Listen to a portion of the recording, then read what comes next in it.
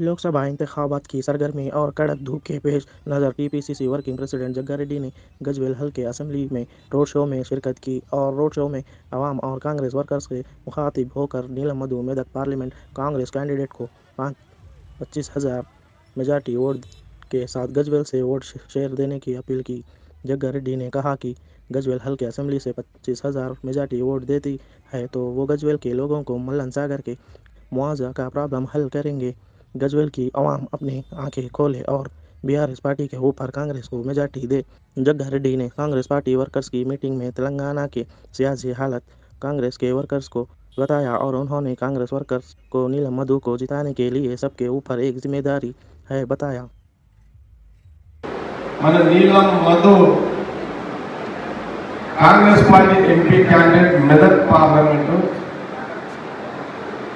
ఈ మెదక్ పార్లమెంటు గతంలో బాగారెడ్డి గారు దాని తర్వాత ఇందిరా గాంధీ గారు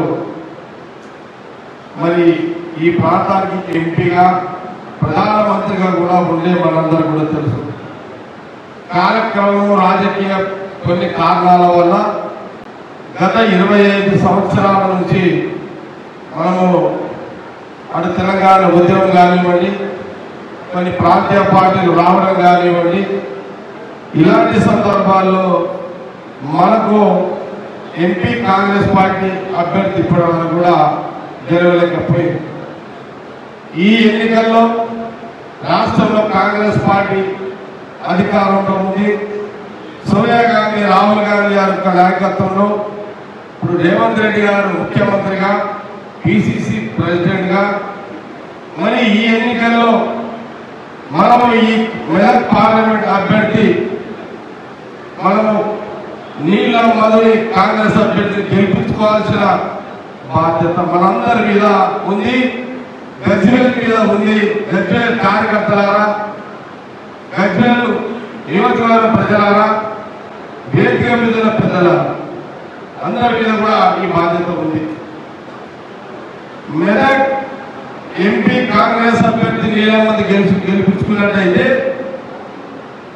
మన నినాదం రాహుల్ గాంధీ గారు ప్రధానమంత్రి కావాలి. కేవలం నినాదంతో ప్రధానమంత్రి కాలేదు.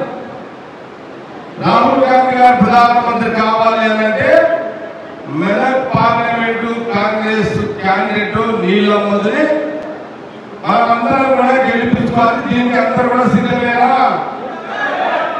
గట్టిగా ఉన్నారా? మీ అందరూ ఒకటే కోరుతున్నా. గజ్వేల్ నియోజకవర్గంలో బీఆర్ఎస్ మీద మనం 8,000 మెజార్టీతో ఉంటాం చెప్తారా? 8,000 మెజార్టీ బీఆర్ఎస్ మీద 8,000 మెజార్టీ 25,000. ఓకే, 25,000 మెజార్టీ మరి ఆ సత్తా మీకు ఉండేలా? లేకపోతే ఎట్లా?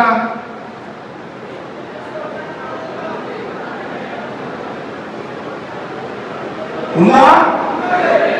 అట్లయితే ఇంకొంత తగ్గినా పర్లేదు, ఇవ్వగలుగుతారా? అర్థమైంది కదా చెప్పింది. రెండో పొజిషన్ ఎవరు? గజ్వేల్ బీఆర్ఎస్ కదా, ఇంకొక పార్టీ లేదు కదా. బీఆర్ఎస్ మీద కాంగ్రెస్ పార్టీ కోరుతున్నది గజ్వేల్ కార్యకర్తల ప్రజలు ఏంటంటే 25,000 మెజార్టీ అడుగుతున్నారు. కొంత తక్కువైనా పర్లేదు, బీఆర్ఎస్ మీద మెజార్టీ ఉంటేనే ఈ గజ్వేల్లో ఉంటే అదే మన ఎంపీ అభ్యర్థి నీలం మధుకి గెలిచినట్టే. గజ్వేల్లో గెలిచినట్టయితే గెలిచినదే కదా మనందరం కూడా. అందరికి అర్థమైందా? అవన్నీ చెప్తుంది.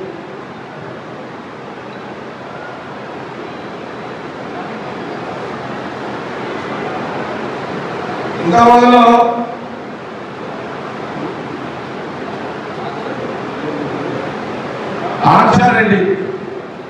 ఆన్షారెడ్డి నా కూతురు ఒకటే సోపుతారు.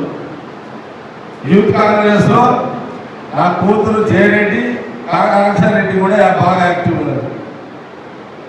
నా కూతురు నేను చెప్తున్నా, నెక్స్ట్ ఎమ్మెల్యే రెడీ కావా అని చెప్తున్నా.